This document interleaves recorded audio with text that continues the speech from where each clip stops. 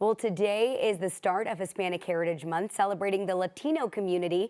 Joining us this morning to talk about it and Latino history here in Colorado is Dr. Nicki Gonzales. Dr. Nicki, thank you so much for being with us this morning. Thank you for having me. We were just chatting about this book, which you're going to talk a little bit more about in a moment, but tell us why Hispanic Heritage Month starts on the 15th.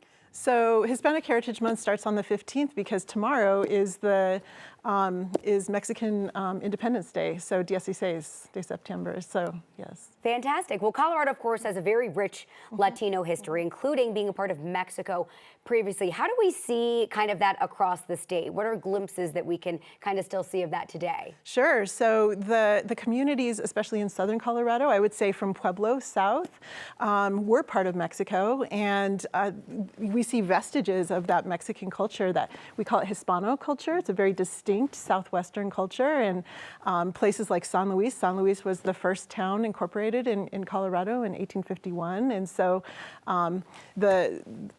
this territory became United States territory in 1848, and so we still see those vestiges, those cultural, the language, the food today. It's really good food too. It is very good food. You yourself have made history in the state as the first Latina state historian. What does that mean to you? Well, for me, it's an honor. It was an honor to serve in that way. And it's also a representation. I see it as a responsibility to amplify the stories of people who have backgrounds similar to me, and people who have backgrounds who kind of have been excluded from the main narrative of American history. Okay, talk a little bit about the book that you brought in this morning as well.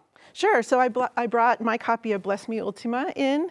It's seen as like the Chicano novel. It was published in 1972 by Rudolfo Anaya, and this is actually the copy that he signed for me. So I had the privilege of interviewing him in 2001 when I was a graduate student at CU Boulder, and then I had the privilege of driving him back to the airport. So I had a little bit of time. I had some good quality time with him, and he's just wonderful. He passed away about 5 years ago.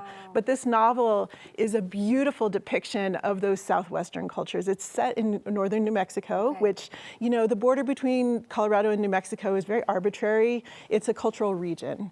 And so if you want to learn more about the communities that were here prior to annexation, this book is a great place to start. And we have the extra treat this month, or actually next month in October.